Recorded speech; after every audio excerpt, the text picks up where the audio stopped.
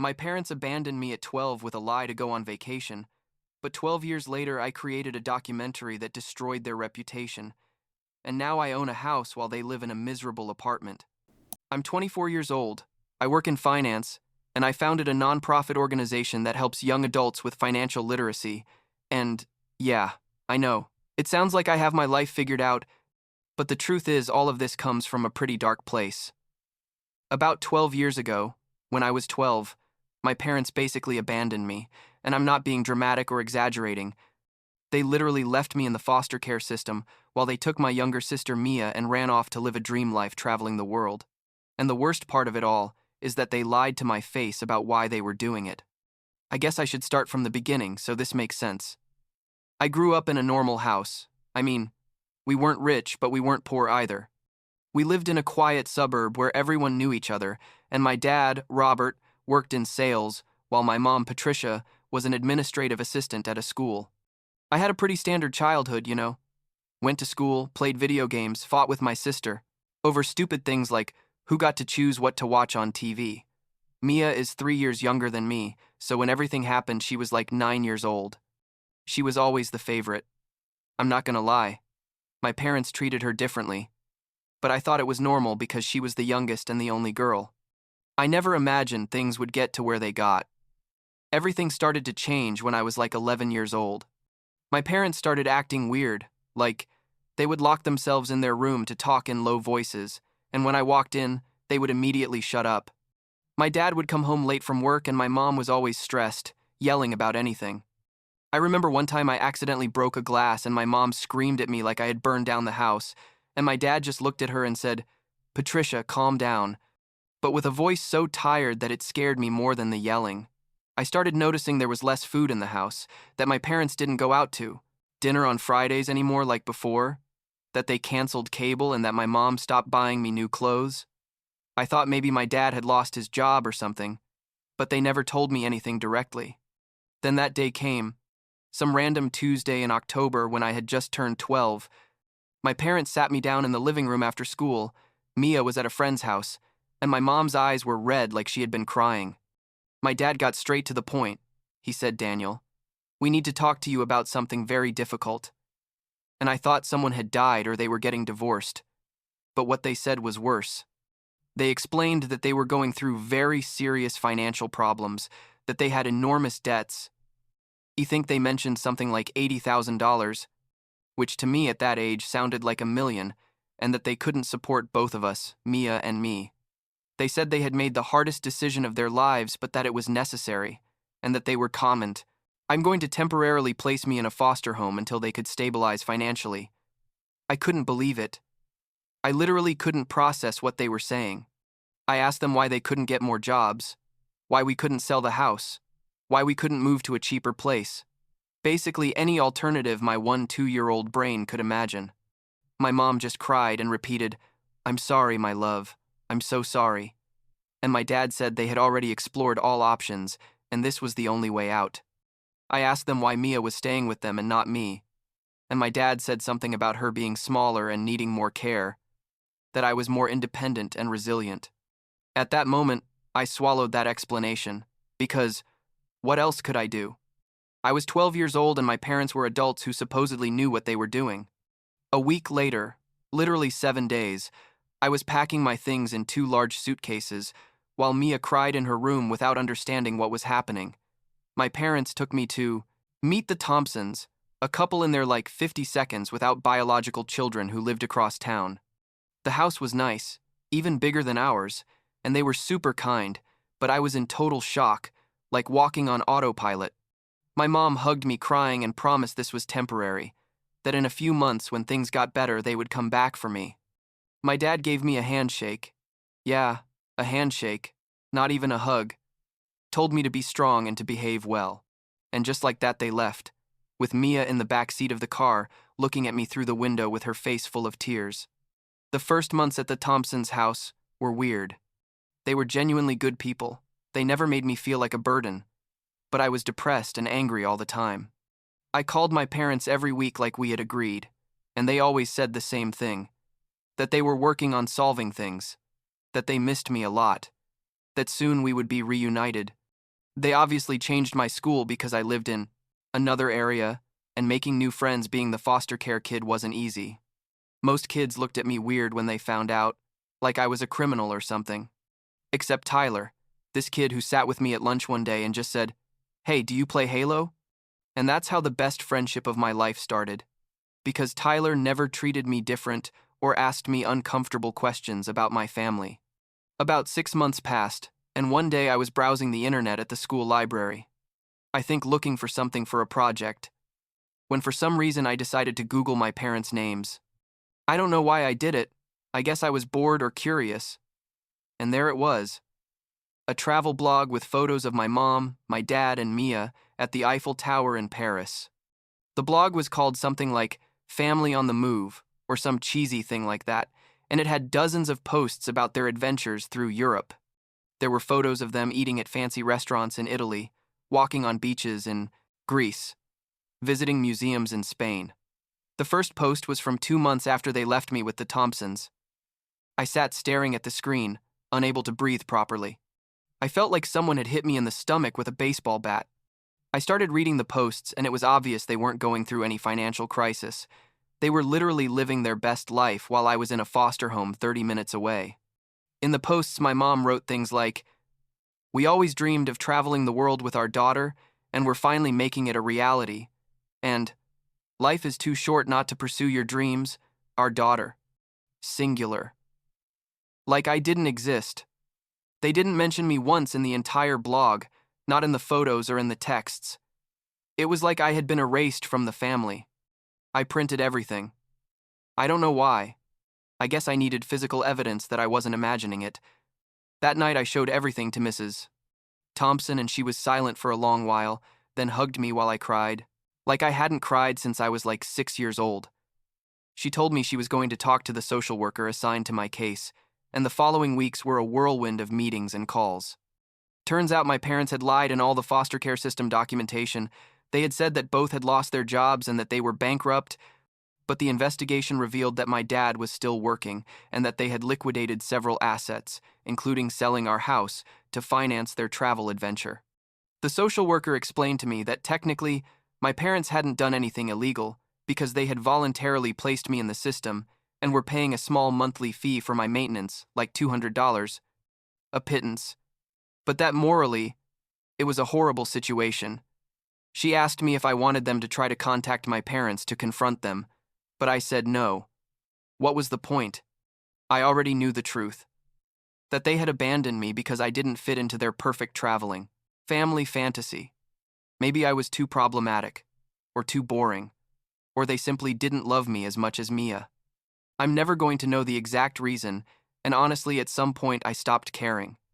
The Thompsons asked me if I wanted them to start the formal adoption process, but I was 13 at that point and I still had this stupid hope that my real parents would eventually come back for me. So I said no, that I just wanted to stay in temporary care. Looking back, it was a dumb decision because the Thompsons were and are incredible, but well, I was a confused and traumatized teenager, you know what I mean? I decided to focus on school because it was the only thing I felt I could control. My grades had always been good, but I started obsessing over being the best at everything. I participated in all the clubs, did volunteer work, sports, whatever, to keep myself busy and not think about my family. Tyler supported me in everything, came to all my basketball games even though I was terrible, and brought me pizza when I was sad. The Thompsons supported me in everything too. Went to all my school presentations, helped me with homework, bought me everything I needed without making me feel guilty. Little by little, they started to feel more like family than my own parents.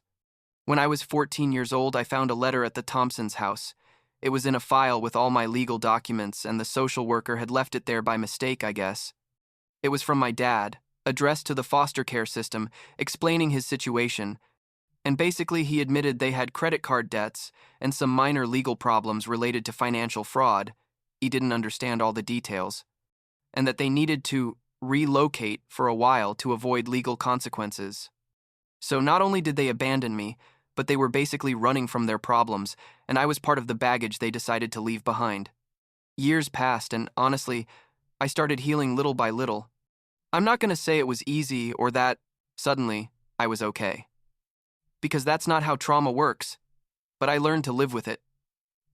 I became very good at managing money because I was obsessed with never depending on anyone financially. I worked part-time at a store from age 15 with special permission because technically I was a minor under state care, saved everything, read books about personal finance, investments, anything I could learn. The Thompsons let me keep all my salary because they said it was important that I learned financial responsibility. And honestly, I think that saved my life in many ways. When I was 16 years old, in my junior year of high school, something incredible happened. I won a full scholarship to university, one of those state scholarships for students in difficult situations with good academic performance. It covered everything: tuition, books, dorm, food, absolutely everything. I cried when I got the acceptance letter, and the Thompsons cried with me, and Tyler came with a pizza and a huge Coke to celebrate. It was one of the best days of my life up to that point, and that's when my parents decided to reappear. Like, after almost 4 years of total silence, suddenly I got a Facebook message from my mom. It said something like, "Hi, my love. We've been thinking a lot about you. We saw on your profile that you won an incredible scholarship. We're so proud. We'd love to reconnect with you." At first, I thought it was a fake account or something, but it was her real profile, with photos of them still traveling, although they looked more tired, older. I didn't even respond to the message. I simply ignored it and blocked them on all social media. But they didn't stop there. My dad sent me an email to my school account. You don't even know how he got it, saying he understood if I was angry, but that family was family, and that we should talk. They sent a letter to the Thompsons' house. Even Mia sent me a message. She was like 13 at that time, saying she missed me and that Mom and Dad wanted to see me. I felt bad for Mia because she was just a kid, and none of this was her fault, but I couldn't respond without opening that door again with my parents. I graduated from high school with honors. I was my class speaker and everything, and on graduation day, I was there in the auditorium with the Thompsons and Tyler and his family, waiting for my turn to go up on stage, when I saw them, my parents, sitting way in the back, with Mia between them. Mia looked completely different. She was no longer the little girl I remembered, but a teenager. My heart started beating super fast, and for a moment I thought about running out, but the Thompsons grabbed my hand, and Mr. Thompson told me, "You decide if you want to talk to them or not. We support you in any decision." I gave my speech. I don't remember a word of what I said because I was in panic mode, received my diploma, and when the ceremony ended, I immediately left through a side exit with the Thompsons and Tyler. I heard my mom yell my name, but I didn't turn around. I just kept walking. I went to college, chose one in another state, on purpose to put physical distance between my parents and me. I studied finance because, well, it was the only thing I could think about after my whole experience with money and abandonment. The Thompsons visited me every 2 months, sent me food packages and letters all the time. Tyler chose a university close to mine, so we saw each other often. Mia sent me occasional emails, short messages saying she hoped I was well, that she was in high school now, things like that. I responded briefly, but never asked her about our parents, and she eventually stopped mentioning them. In my sophomore year of college, I got another email from my dad. This time, the tone was completely different. Basically, it said that their travel blog had failed. Turns out it wasn't as easy to monetize a blog as they thought, that they had run out of money, that they had returned to the United States and were living with my mom's parents, and that they needed financial help. Specifically, they asked me for money, like I had thousands of dollars saved at 19 years old. He said he had heard I was responsible with money and that I had won some scholarships, so maybe I could lend them something to help the family in difficult times. The audacity of these people, seriously. I didn't respond to that email either, but they kept insisting. They sent emails every week, then every day. My mom started sending me voice messages crying, saying I was her son and I had a moral obligation to help them. At one point, my dad sent me a threatening message saying that if I didn't help them, he was going to take legal action because technically he was still my legal guardian. Which was a lie because I was 19 and legally, and things got so intense that I had to report them for harassment and get a temporary restraining order. The craziest thing is they started contacting people at my university, professors and temperixis, classmates, trying to find out more about my life and whether I actually had money or not. A professor called me one day and told me that a couple had come to his office asking about me, saying they were my parents and were worried about my well-being, but that something in their story didn't sound right, so he was giving me a heads up. It was super embarrassing having to explain my family situation to a professor, but he was understanding and told them he couldn't give them any information about students for privacy reasons. After that, I decided to focus completely on my studies and on building something positive from this horrible experience. I started working on an idea I had had for years, a nonprofit organization focused on financial literacy for young adults, especially those in the foster care system or in difficult situations. I wanted other kids like me to learn about money, saving, investing, budgets, all those things nobody teaches you in school and that are crucial to survive when you don't have a family safety net. I graduated from college with honors again, got a job at a financial consulting firm that paid well, and used my savings and my first bonus to officially found my organization. I called it Second Start Financial, like second financial chance, because everyone deserves a second chance, even if our first family failed us. We started small, with free workshops at community centers, then grew to programs in schools, and eventually got some government grants and private donations. I'm 24 now, and the organization has like 15 employees, and we've helped more than 5,000 young people in the last 2 years. I'm not saying this to brag, but because honestly, I never imagined something good could come out of all the trauma I lived through. Last year, something happened that I didn't expect. An independent documentarian found out about my story and wanted to make a mini documentary about me and the organization for a local film festival. At first, I said no because I didn't want to expose my life like that, but he convinced me, saying it could inspire other young people in similar situations and potentially attract more funds for Second Start. I agreed on the condition that they wouldn't track down my parents to interview them, but turns out the documentarian did his own background research on my case with my permission and discovered a bunch of things I didn't even know. Turns out my parents had been involved in a financial fraud scheme before abandoning me. They had scammed several friends and family members with some kind of pyramid investment or something, and basically fled the country with the money using their family travels as a facade.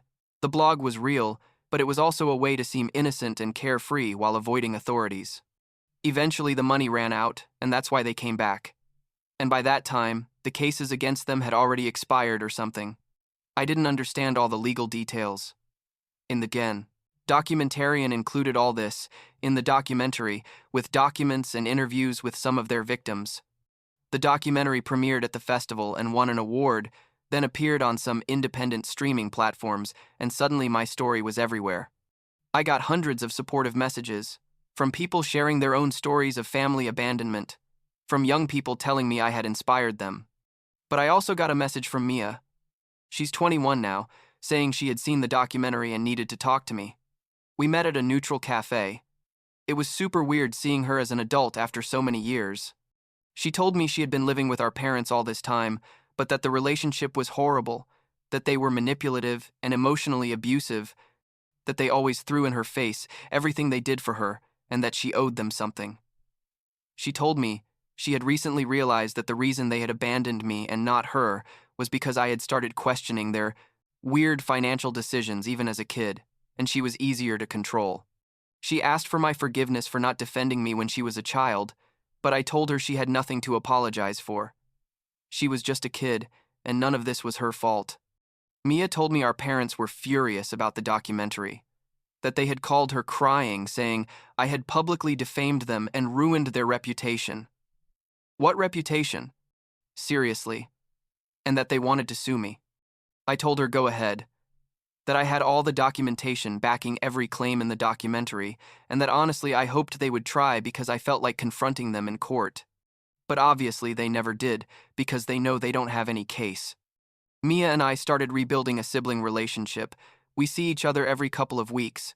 She's studying psychology at university and wants to specialize in childhood trauma, which makes sense considering everything she lived through. She told me she eventually wants to cut contact with our parents completely, but she's still in therapy working on that. I completely support her in her process. Everyone heals at their own pace. Like 3 months ago, I achieved a huge goal. I bought my first house. It's nothing fancy. It's a small 2-bedroom house in a quiet neighborhood. But it's mine. I bought it with my own money, with my own credit, without help from anyone. Well, the Thompsons helped me with the down payment as a gift, but I could have done it alone. They just wanted to contribute.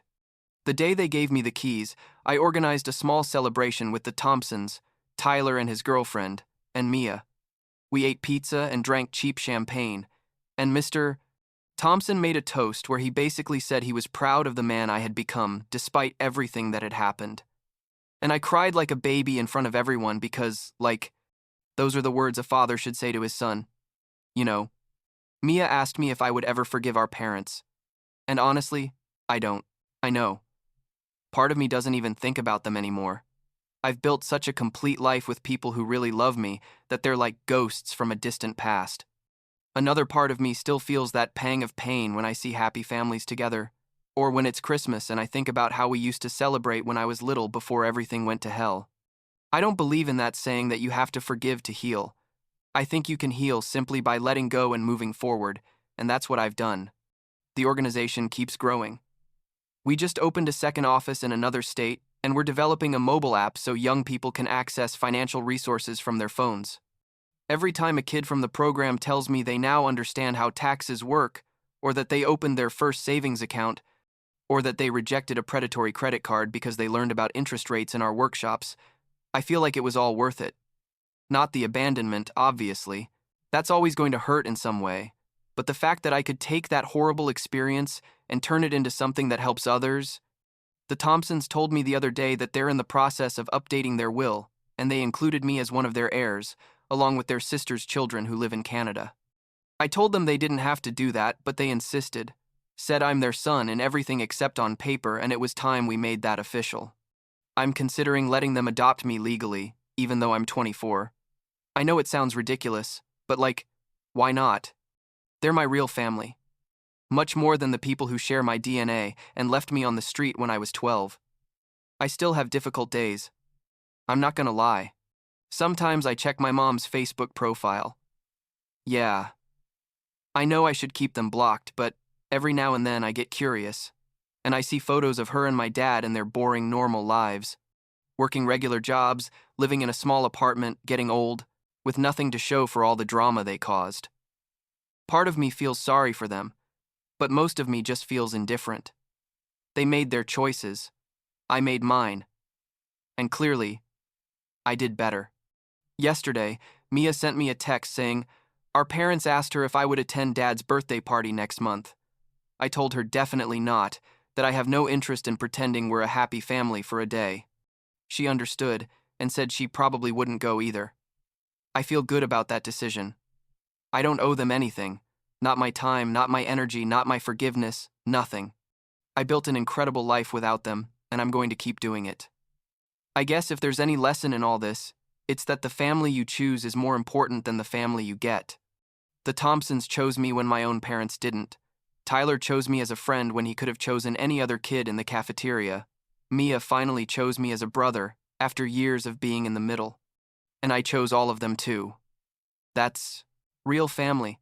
The one that stays when things get tough, not the one that abandons you as soon as their life would be more convenient without you. I'm 24 years old, I have my own house, a career I love, an organization that's changing lives, and a family I chose and who chose me back. Sometimes I still wake up in the middle of the night with that feeling of abandonment in my chest, that memory of being 12 and watching my parents drive away without looking back. But then I remember everything I've built since then, and the feeling goes away. I don't need their approval. I don't need their love. I don't need anything from them. I already have everything I need.